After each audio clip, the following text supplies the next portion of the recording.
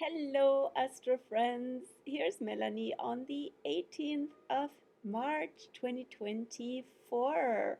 And yes, hope you're as excited for the incoming spring and equinox as I am, or even more.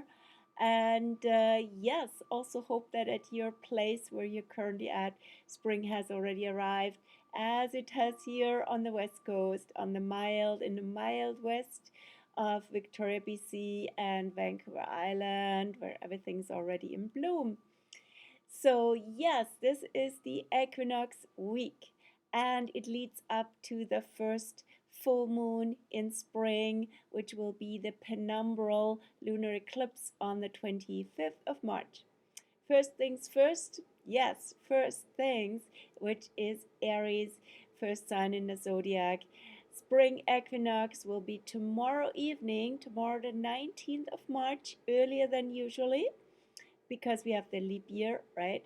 So rather than the 20th, we have the 19th at 8:11 p.m. Pacific Daylight Savings Time will be the exact equinox, will be the exact entry of the sun into Aries after the sun has passed Neptune, which happened yesterday in Pisces.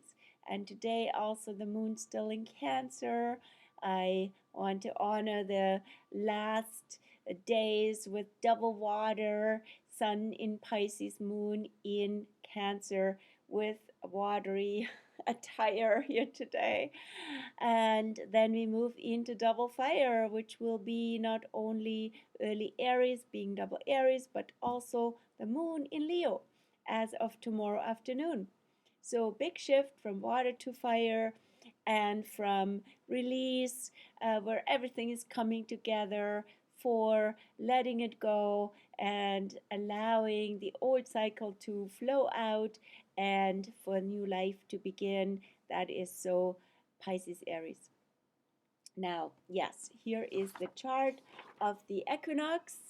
And yes, 00 Aries is where the sun will be. Currently, no planets retrograde, right? They're all going forward in from the Earth perspective in the zodiac, in forward motion, except for Mercury, currently close to Chiron and the North Node in gearing up for going retrograde, which starts on April 1st, and the pre-retro phase, the pre-retro storm already starts on Thursday the 21st.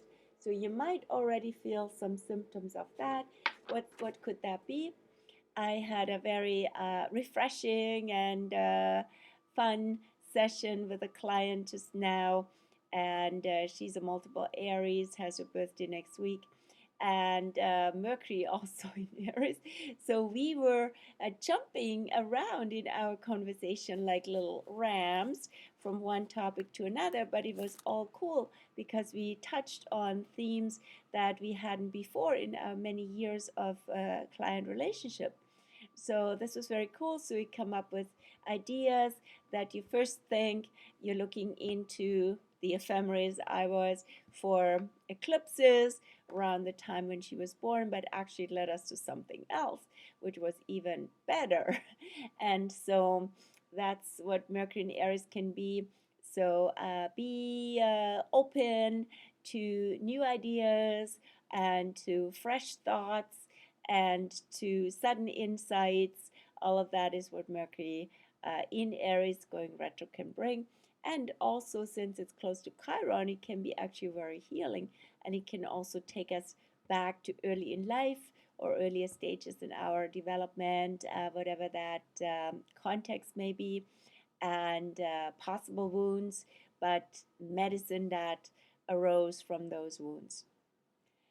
Yes, this is quite a conversation topic these days with Chiron Mercury, also with a previous client today, around how his journey has brought him so many insights, so much compassion and capacity to help others. So very Chiron in Pisces, that was Chiron in Pisces, yeah. Very apropos Chiron and Mercury. All right. So bring things to awareness around wounds, around your process of healing in so many ways in your life, and that can relate to, here's the thing, that can relate also from the Aries perspective to you asserting yourself and being fully authentic, for example, in relationships, for example, with narcissists, where I watched a video about yesterday. And so a lot around healing through being truly you. That's Chiron in Aries. And be fresh and also be new and be in the present moment rather than looping with thoughts around previous cycles that we've gone through, right? Aries wants us to be to start fresh. So here's the equinox, and with transits for this week as well. So as you see, the sun will have just emerged out of the waters of Pisces and Neptune with the equinox, meeting more Aries energy, while in Pisces, there's still Venus and Saturn, and of course Neptune. So Venus will pass Saturn on the 21st. That's also a big one this week. Happens once a year, but in this case in Pisces, where Venus is very strong, Venus is natural or actually exalted, where we can really connect in love that is beyond words and beyond individual personality. It's really about the vibration of love that can arise in so many situations, and also, for example, through music that connects us all beyond all sorts of otherwise separation and boundaries, right? And Venus beyond Saturn, as she passes Saturn, is also love surpassing fear and judgment and restrictions and separation again, right? So we can celebrate that at the onset of spring. Then we have Mars on the heels, basically, of Venus. Mars is just at the very end of Aquarius now and will enter Pisces on the 22nd. So it will be in Pisces until April 30th. So just like 6 weeks or so, a little bit shorter than usual. The average is 2 months. And Mars in Pisces is more like a dancer, a surfer, a water immerser. Mars likes activity, and Pisces is about connection, right? So it's about music, it's about dance, it's about flow, it's about proactively going into spaces that have a good vibration, but also asserting yourself in environments that might be not so great, that might be in fact toxic. So that is also an ability of Mars in Pisces, and diffusing and releasing energy that we don't need anymore. That will be especially the case when Mars meets Saturn, which is coming up early April. I don't have the date on me right now, but I would guess it's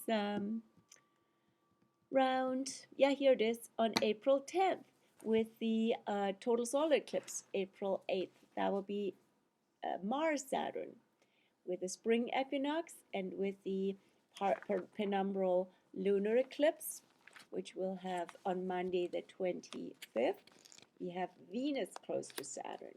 So I can show you the chart of that one as well, because with Aries, a lot is coming into motion, and we're coming into the eclipse season.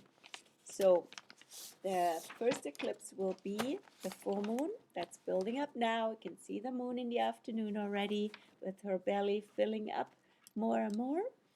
And the next full moon, the first full moon in spring, will be a penumbral lunar eclipse. So the moon is not fully eclipsed like in a total lunar eclipse, because the south node in this case is not close enough to the moon, or the moon to the south node. So there'll be a semi-shadow of the moon, but it will be widely visible Also, since the eclipse will be at exactly 12 p.m. at exactly noon. Is that for real? I'm just checking.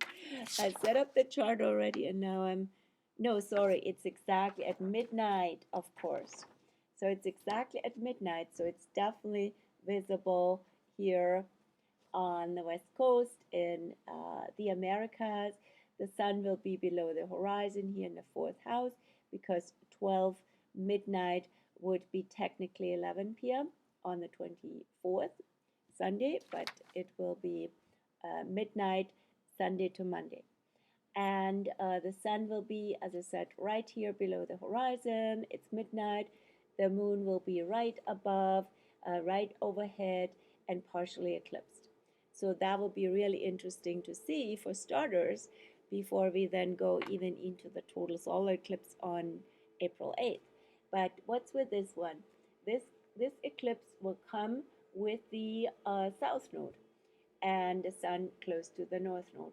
So the moon eclipsed, south node, feelings, relationships, and release. It's a release eclipse. So we are releasing old patterns in relationships with people, can be individually, can be socially, can be privately, can be one-on-one, as I said, or with people where you feel, or culture with Libra, where you feel it's not so compatible or not compatible anymore or not really well balanced, right? So all of this is coming up in the building up of that full moon, and it's also a reflection, also connection back to the Ring of Fire annular solar eclipse that we had last October, October 14th, 2023, was that solar eclipse in Libra.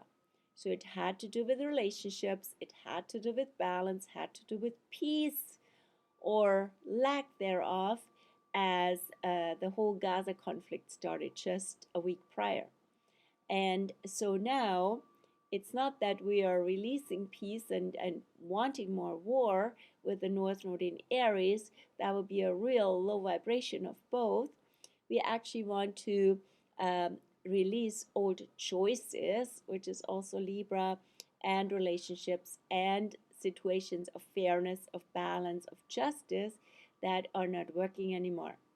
And then new choices and new approaches with the North Node eclipse in Aries on April 8th can emerge from there.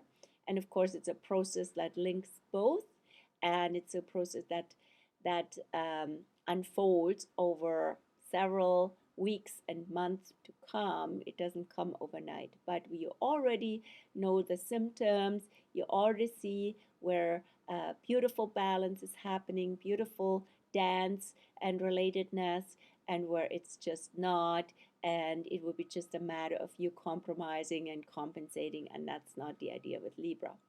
So that is a big piece with that eclipse. And interestingly, also, as I said, Venus and Saturn will be close together. Venus rules Libra and Saturn is exalted in Libra. So it will also show where relationships, dynamics that are not good vibes, that can be literally toxic, are ready to be released. And releasing with love, and at the same time maybe doing literally a ceremony, a little ritual can help, would be wonderful with the eclipse and with Saturn Venus. So what else is going on as we are stepping into spring? What's also coming as early spring symptoms is Jupiter Uranus. Jupiter and Uranus will come together. They only come together with 13 years, and this one will be on April 20th. And in Taurus, right? So Jupiter is really about growth. Uranus is about freedom. How can there be more freedom? How can we embody more freedom? Have more joy, Taurus, right? Have more security, also Taurus. And at the same time, freedom. So that has come up also for several people in my environment, in terms of financial freedom, right? More freedom to enjoy life, and also at the same time liberating yourself from something, freeing yourself up from Uranus, right? From that's too habitual old habits that don't serve you anymore, or too convenient but not really. It's a comfort trap in that regard, right? Or falling for convenience in the whole electronic world, Uranus, right? And seeing it for what it is and outgrowing it with Jupiter, and then also freedom for more joy, and embodying freedom, following your senses, and spontaneous aha effects, right? And paradigm shifts, Uranus, that come from that. And seeing, oh, I'm out of here. This is not what brings me joy, or not anymore. And at the same time, going for everything that is green and growing, and that would be nature, also Taurus, and food, and anything that pleases the senses and is very life affirming, Taurus. Yeah, so more to come around that as we are approaching April 20th with that stellar alignment of the year. Back to this week, to the equinox week, and I talked about Mars going into Pisces, and Venus, Saturn. And let's just check here quickly regarding the decanates and regarding the moon in her signs, and then it will be a shorter video today, short and sweet and more direct, and that's all very Aries. So we are moving from the last, literally the tail end of Pisces, which is double Pisces, which has been already on in the last week, into early Aries, and that's double Aries. So all about surrender, letting go, releasing, and opening up to the new, and then stepping out into spring, coming alive. That's all very Aries, right? And let the self arise. So then we have, so early Aries goes on until the 30th or 31st, I have to double check, of March, and then we go into the center of Aries, which will be Leo undertone. Speaking of Leo, that's where the moon will go from Cancer, where she is still today, until tomorrow, 12:33 p.m. The moon goes into Leo. Just before, about 8 hours, 7.5 hours before the sun enters Aries. So very fiery energy from tomorrow, Tuesday evening on, all day Wednesday, all day Thursday, with Leo and Aries.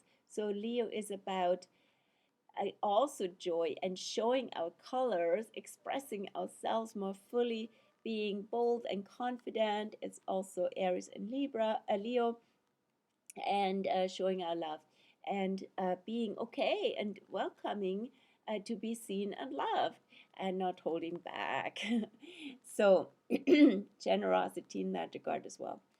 Then the moon goes into Virgo on the 22nd, Friday, and that will be at 12:42 a.m. just after midnight, and we'll be in Virgo all day Friday, all day Saturday, until Sunday 1:37 p.m. when she goes into Libra, where there will be on Sunday, Monday midnight, the exact full moon and eclipse.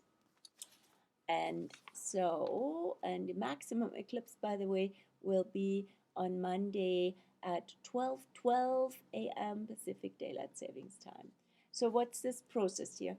The moon, when the moon goes into Virgo on Friday, early Friday, just after midnight, that's when she passes the Sphinx point from Leo to Virgo. That's the cusp. So then it's about self-awareness. So the self expresses strongly with Leo and with Aries. And then with Virgo, we want to channel that vibrant energy into awareness and also into service, into also aligning ourselves more consciously, more with awareness, with what is healthy, what is wholesome, what could be a good maybe new approach for lifestyle, because we're also in the waxing moon phase after the last new moon, and now will be in Aries. So new health, wellness, and lifestyle choices would be awesome to integrate and feel the benefit from them, feel how they benefit our wellness with that Virgo, waxing Virgo moon, Friday, Saturday into Sunday. And then, so Virgo is also in combination with Aries, very self sufficient, very much about doing yourself.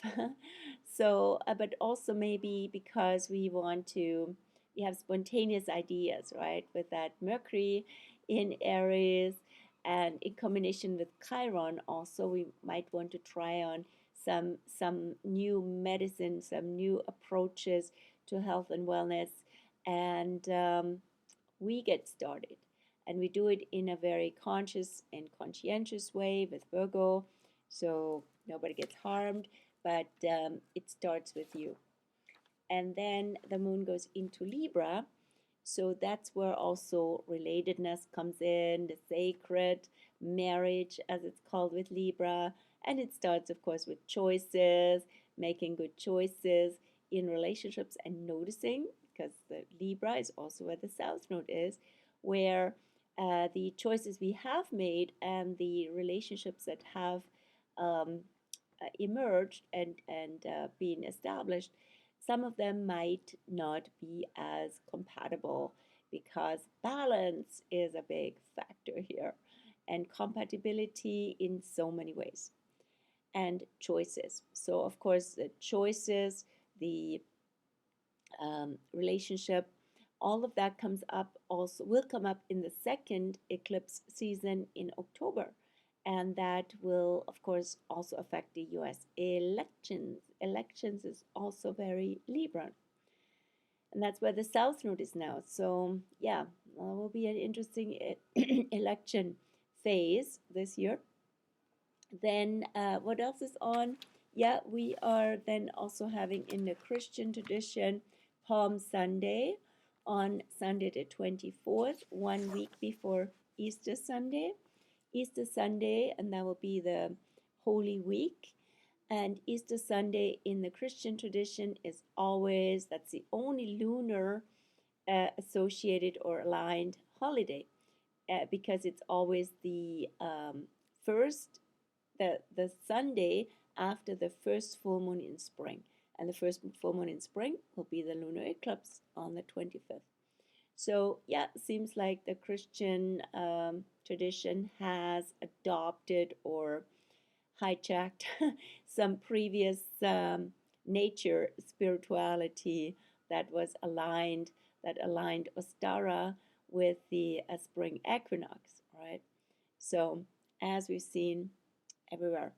So, yeah, and we'll come on again video-wise on the next Monday, likely day of the lunar eclipse, with the astro weather for the following week. And then we're fully in the eclipse season. But as I said, it's building up, and also Mercury retro is slowly building up. Mercury will be for a really long time in Aries, where it is now. You probably already noticed the difference of speed. One piece also with Mercury in Aries is also your mind might be faster than other people's minds. So be mindful about that. Or vice versa, right? Somebody's like shooting something out, throwing something out really fast, and you can't follow them. So time to ask questions and verify and check in with that. And I leave it with this here and wish you a wonderful equinox week, and hope you get out a lot and enjoy nature, now in beautiful bloom, and you to come alive. Take care. Until next time.